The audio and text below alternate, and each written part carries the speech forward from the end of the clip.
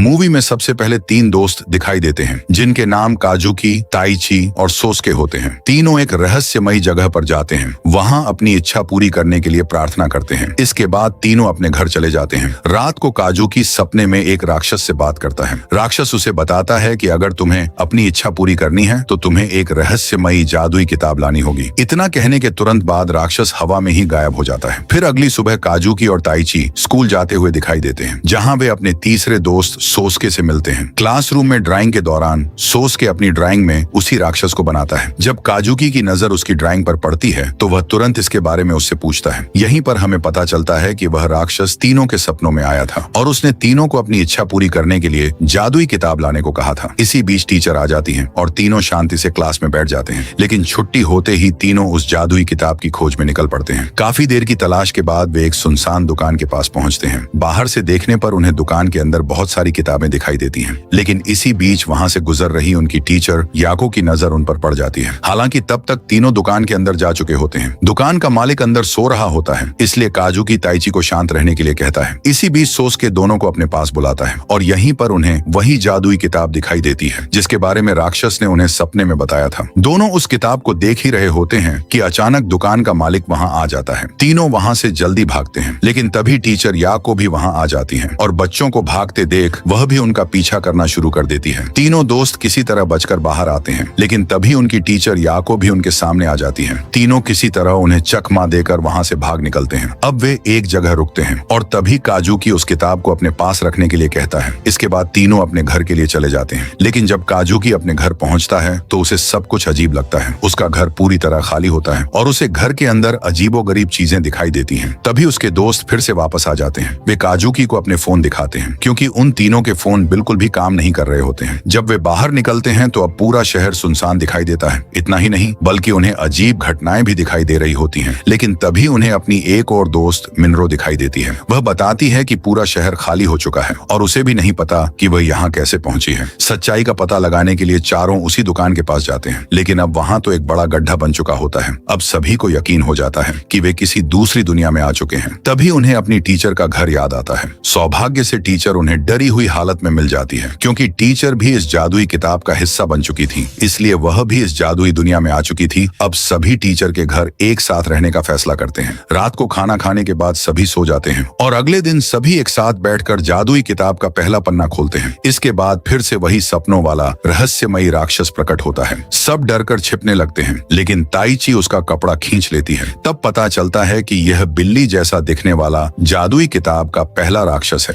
वह उन्हें कोई नुकसान नहीं पहुंचाता, बल्कि उन्हें इस किताब और इस रहस्यमयी दुनिया के बारे में बताता है। वह कहता है कि अगर तुम्हें इस दुनिया से बाहर निकलना है और अपनी इच्छाएं पूरी करनी है तो तुम्हें इस जादुई किताब में मौजूद 7 राक्षसी भूतों को कैद करना होगा। लेकिन तभी ताइची किताब खोलकर पूछती है कि आगे के पन्ने तो पूरी तरह खाली हैं। वह बताता है कि जब एक राक्षस जादुई किताब में कैद हो जाएगा तो अगले राक्षस की जानकारी अपने आप किताब में दिखाई देने लगेगी। इतना कहने के बाद पहला राक्षस जादुई किताब में कैद हो जाता है। इसके बाद वे देखते हैं कि किताब में दूसरे राक्षस याम्बिक की जानकारी और उसकी तस्वीर आ गई है। फिर सभी उस राक्षस को कैद करने के लिए किताब में बताई गई जगह पर पहुंच जाते हैं। वे उसे बुलाने के लिए कई बार जोर जोर से आवाज लगाते हैं। तभी उन्हें एहसास होता है कि शायद वह राक्षस कहीं आसपास ही है। अचानक वह हवा में तेजी से घूमता हुआ उनके पास से निकल जाता है, जिसकी वजह से सभी नीचे गिर जाते हैं। लेकिन ताइची जल्दी से उठती है और जादुई किताब को राक्षस की तरफ कर देती है, लेकिन वह इतनी तेज रफ्तार से उनके पास आ रहा होता है कि उसके सामने किताब दिखाना संभव नहीं था। राक्षस उन्हें डराता है और फिर उनका पीछा करना शुरू कर देता है। वे किसी तरह एक गड्ढे में कूदकर उससे बच जाते हैं, लेकिन इस बार ताइची एक अलग तरकीब अपनाती है। वह जादुई किताब को थोड़ी दूर रखकर उसके सामने हाथ फैला देती है। राक्षस उसकी तरफ तेजी से आने लगता है, लेकिन ताइची सही समय पर वहां से हट जाती है, जिससे राक्षस जमीन से टकराकर वहीं गिर जाता है और सीधे जादुई किताब में कैद हो जाता है। इस तरह वे दूसरे राक्षस को भी किताब में कैद कर लेते हैं। इसके बाद वे किताब में तीसरे राक्षस की जानकारी देखते हैं। काजू की किताब से पढ़कर बताता है कि यह राक्षस हवा में उड़ सकता है और इंसानों को भी हवा में उठा सकता है, लेकिन किताब में उन्हें उसकी कमजोरी के बारे में भी पता चल जाता है। इसलिए टीचर याको कुछ स्याही के डिब्बे और एक वाटर गन लेकर आती है। फिर सभी उस जगह पर जाकर राक्षस का इंतजार करने लगते हैं। सोच के उसे बुलाने के लिए हवा में एक कपड़ा फहराता है। थोड़ी ही देर में तौलिया राक्षस वहां आ जाता है। वह सोस्के को अपने अंदर लपेटकर हवा में ऊपर उठा लेता है। ताइची और काजू की उसका पैर पकड़ लेते हैं। तभी याको और मिनरो वहां पहुंचती हैं हैं और उस राक्षस पर पानी और स्याही डालती हैं, जिससे वह शांत हो जाता है और फिर उसे भी जादुई किताब में कैद कर लिया जाता है। इसके बाद हम देखते हैं कि काजुकी सबके लिए खाना निकाल रहा होता है। तभी सोस्के चौथे राक्षस के बारे में एक अजीब बात पढ़ता है। वह बताता है कि इस राक्षस के पूरे शरीर पर ढेर सारी आंखें हैं, जिसकी वजह से इसे कैद करना बहुत मुश्किल होगा, क्योंकि वह अपने शरीर की हर आंख से देख सकता है। लेकिन तभी काजुकी उसकी कमजोरी भी ढूंढ लेता है। अगले दिन सभी उसे पकड़ने के लिए जंगल में पहुंच जाते हैं। वे पहले से ही प्याज के रस से भरे गुब्बारे तैयार कर लेते हैं, क्योंकि प्याज का रस ही इस राक्षस की सबसे बड़ी कमजोरी होती है। हालांकि उसकी बदबू बेहद खराब होती है। तभी वह विशाल राक्षस वहां आ जाता है। उसके पूरे शरीर पर ढेर सारी आंखें होती हैं। सबसे पहले ताइची प्याज का पानी फेंकने के लिए आगे जाती है, लेकिन वह गुब्बारे को फुटबॉल की तरह मारती है, जिससे गुब्बारा उसी के पास फट जाता है। प्याज की तेज बदबू से वह वहीं बेहोश हो जाती है। इसके बाद काजुकी हमला करने के लिए आगे आता है और अपना गुब्बारा राक्षस की तरफ फेंकता है, लेकिन राक्षस उसे हवा में ही फोड़ देता है। अब मोटा लड़का सोस के आगे आता है। वह अपनी पूरी ताकत से गुब्बारे को घुमाता है, लेकिन गलती से उसे अपने ही ऊपर फेंक देता है। राक्षस अपनी ताकत से उस गुब्बारे को फोड़ देता है, जिससे पूरा प्याज का पानी उसके ऊपर ही गिर जाता है। इसके बाद मिनरो पूरी बाल्टी लेकर आगे आती है और लगातार कई सारे गुब्बारे राक्षस की तरफ फेंकती है, जिनमें से कुछ गुब्बारे राक्षस के ऊपर ही फट जाते हैं। प्याज की तेज बदबू से राक्षस वहीं गिर जाता है। फिर मिनरो जादुई किताब लेकर आती है और उस राक्षस को भी किताब में कैद कर लेती है, जिससे सभी एक बार फिर खुश हो जाते हैं। इसके बाद सभी एक जगह बैठकर थोड़ा आराम कर रहे होते हैं। तभी उनमें से एक दोस्त मजे के लिए सीढ़ी पर लटक जाती है, लेकिन अचानक उसे एहसास होता है कि उसके हाथ सीढ़ी से छूट ही नहीं रहे हैं। काजुकी तुरंत जादुई किताब खोलकर देखता है तो उसे पता चलता है कि अगला भूत एक सीढ़ी राक्षस है और उसकी चपेट में ताइची पहले ही आ चुकी होती है। वे सभी जल्दी से किताब में उसका हल ढूंढने लगते हैं, लेकिन तभी सीढ़ी राक्षस अपनी आंखें खोलता है और आगे बढ़ने लगता है। टीचर याको को लगता है कि वजन बढ़ने से राक्षस रुक जाएगा, इसलिए याको के बाद मिनरो भी सीढ़ी से लटक जाती है। यही सोचकर काजुकी भी सीढ़ी को पकड़ लेता है, लेकिन इसका राक्षस पर कोई असर नहीं पड़ता। वह उन सभी को हवा में ऊपर उठा लेता है। छोटा दोस्त सोस्के बस उन्हें देखता रह जाता है। राक्षस उन सभी को बादलों के बीच उड़ाकर ले जाता है। वे सभी बुरी तरह डरे और घबराए हुए होते हैं, लेकिन तभी उनका छोटा दोस्त सोस्के पहले से कैद किए तौलिया राक्षस पर सवार होकर वहां पहुंच जाता है। वह जादुई किताब दिखाकर सीढ़ी राक्षस को भी कैद कर लेता है, लेकिन अब उसके दोस्त तेजी से नीचे गिर रहे होते हैं। सोस्के तुरंत उनके पीछे जाता है और तौलिया राक्षस उन सभी को हवा में ही पकड़ लेता है। इसके बाद वह उन्हें सुरक्षित जमीन पर छोड़ देता है। दरअसल जिन राक्षसों को ये लोग कैद कर चुके होते हैं, उनकी शक्तियों का इस्तेमाल वे कभी भी कर सकते हैं। अब सभी रात का खाना खाते हुए दिखाई देते हैं। तभी काजू की सभी प्लेटें लेकर उन्हें धोने के लिए आता है। इसी समय जादुई किताब अचानक खुल जाती है और इसके बाद काजुकी का हमशक्ल डुप्लीकेट शीशे से बाहर निकलता है। काजुकी कुछ समझ ही नहीं पाता कि तभी अचानक उसके सभी दोस्त वहां आ जाते हैं और यहीं पर उन्हें किताब में छठे राक्षस के बारे में पता चलता है। लेकिन अब समस्या यह थी कि उन्हें असली काजुकी को पहचानना था और डुप्लीकेट काजुकी राक्षस को जादुई किताब में कैद करना था। ताइची किताब लेकर उसे कैद करने ही वाली होती है, लेकिन तभी वह डुप्लीकेट राक्षस की बातों में आ जाती है। उसे लगता है कि यही असली काजुकी है, इसलिए वह दूसरे काजुकी के सामने जादुई किताब खोल देती है। किताब की शक्ति से उसे तेज झटका लगता है और वह चिल्लाकर कहता है कि मैं असली हूँ। इतने में ही डुप्लीकेट राक्षस वहां से भाग जाता है। जब सभी उसके पीछे से बाहर जाते हैं, तब तक वह अपने कई और डुप्लीकेट बना चुका होता है। तभी मिनरो जादुई किताब लेकर आगे आती है और एक एक करके डुप्लीकेट राक्षसों को किताब में कैद कर लेती है। अब कुल मिलाकर वे 6 राक्षसों को किताब में कैद कर चुके थे। यहीं पर उन्हें जादुई किताब के आखिरी राक्षस झिझोरी के बारे में पता चलता है। ये बाकी राक्षसों जैसा नहीं होता है, बल्कि यह उन सभी से कहीं ज्यादा खतरनाक होता है। लेकिन काजुकी उन्हें बताता है कि इस राक्षस को कैद करने के बाद उनकी इच्छाएं भी पूरी हो जाएंगी। लेकिन तभी टीचर और मिनरो उनकी इच्छाएं पूछती हैं, लेकिन तीनों मिनरो के सामने अपनी इच्छाएं बताने से मना कर देते हैं, जिससे मिनरो गुस्से में बाहर जाने लगती है। टीचर याको उसे रोकने की कोशिश करती है, लेकिन वह नाराज होकर वहां से चली जाती है। उसके बाद टीचर याको तीनों को डांट लगाती है और फिर उनसे उनकी इच्छाओं के बारे में पूछती है। इसके बाद तीनों फैसला करते हैं कि वे अपनी इच्छाएं लिखकर टीचर याको को देंगे। फिर तीनों अपनी इच्छाएं टीचर को दिखाते हैं। उन्हें देखकर टीचर हैरान रह जाती है, क्योंकि तीनों की इच्छाएं बिल्कुल एक जैसी होती हैं। वे तीनों टीचर को पीछे की सच्चाई बताते हैं और यहीं से सीन बदलता है। अब हमें मिनरो असली दुनिया में स्कूल जाती हुई दिखाई देती है और तीनों दोस्त उसके जन्मदिन पर उसे सरप्राइज देने के लिए छिपे होते हैं। लेकिन उसी समय एक हादसा हो जाता है, जिसमें मिनरो उनके सामने ही मारी जाती है। वे आगे बताते हैं कि इसी वजह से उन्होंने जादुई किताब को चुराया था और इसके बाद से ही वे सभी इस रहस्यमयी दूसरी दुनिया में आ गए थे, जहाँ उन्हें पहली बार मिनरो मिलती है। लेकिन तभी मिनरो चुपके से उनकी बातें सुन लेती है और यह सुनकर वह रोने लगती है। लेकिन काजुकी उसे बताता है कि वह आखिरी राक्षस को कैद कर करके उसे बचा लेगा। मिनरो को बचाना ही उन तीनों की आखिरी इच्छा होती है। फिर सभी झिझोरी राक्षस की तलाश में निकल पड़ते हैं, लेकिन तभी उन्हें कुछ टूटने की आवाज सुनाई देती है। दरअसल यह तोड़फोड़ झिझोरी राक्षस ही कर रहा होता है। उस तक पहुंचने के लिए वे अपने सीढ़ी राक्षस का इस्तेमाल करते हैं। तोप के गोलों से बचने के लिए वे अपने याम्बिको राक्षस को आगे कर देते हैं और उसकी सेना से लड़ने के लिए वे अपने आंखों वाले राक्षस को बुलाते हैं। जब उनके साथी राक्षस उसकी सेना से लड़ रहे होते हैं, तभी वे सभी झिझोरी राक्षस की गुफा तक पहुंच जाते हैं। टीचर याको उसे जोर जोर से आवाज लगाती है, तभी उन्हें अंदर से उसकी आवाज सुनाई देती है, जिसके बाद टीचर जादुई किताब लेकर गुफा के सामने खड़ी हो जाती है। लेकिन जैसे ही झिझोरी बाहर आता है, सभी डरकर पीछे हट जाते हैं। तभी ताइची जादुई किताब लेकर राक्षस की ओर जाती है, लेकिन झिझोरी उसे एक गुब्बारे में कैद कर लेता है और उसे हवा में ऊपर उठा देता है। लेकिन तभी अचानक गुब्बारा फट जाता है और ताइची सीधा आंखों वाले राक्षस की गोद में गिरती है। अब बाकी सभी साथी राक्षस भी वहां पहुंच जाते हैं और सभी मिलकर झिझोरी पर हमला करते हैं, लेकिन इन सब का झिझोरी पर कोई असर नहीं होता। वह एक एक करके राक्षसों को गुब्बारों में कैद कर लेता है और फिर उन्हें खा जाता है, जिससे उसकी ताकत और भी ज्यादा बढ़ जाती है। यहीं पर काजुकी अपना दिमाग लगाता है। वह डुप्लीकेट राक्षस की मदद से अपनी कई सारी कॉपी बना लेता है, जिससे झिझोरी पूरी तरह कंफ्यूज हो जाता है, जबकि असली काजुकी उसके पीछे ही होता है और फिर वह उसे जादुई किताब दिखाकर कैद कर लेता है। अब वे झिझोरी राक्षस से अपनी इच्छा पूरी करवाना चाहते हैं, इसीलिए वे उसे दोबारा किताब से बाहर निकालते हैं। कैद होने के बाद झिझोरी शांत हो जाता है और उनकी हर बात मानने लगता है। वे सभी उससे समय को पीछे ले जाने के लिए कहते हैं, क्योंकि झिझोरी यह काम कर सकता था। इसके बाद काजुकी उसी समय में वापस जाता है और उस दिन होने वाले हादसे को कुछ समय के लिए रोक देता है, जिससे उस हादसे में मिनरो बच जाती है। इसके बाद सभी खुशी से एक दूसरे को गले लगा लेते हैं और झिझोरी भी वापस अपनी गुफा में चला जाता है। बाकी सभी राक्षस भी अपनी जगह वापस चले जाते हैं और यहीं पर जादुई किताब बंद हो जाती है। फिर हमें असली दुनिया में अगले दिन मिनरो स्कूल आती हुई दिखाई देती है। अब तीनों दोस्तों को अपने उस दोस्त की कमी महसूस नहीं होती, क्योंकि इस बार मिनरो उनके साथ होती है। और इसी खूबसूरत पल के साथ इस मूवी का एंड हो जाता है।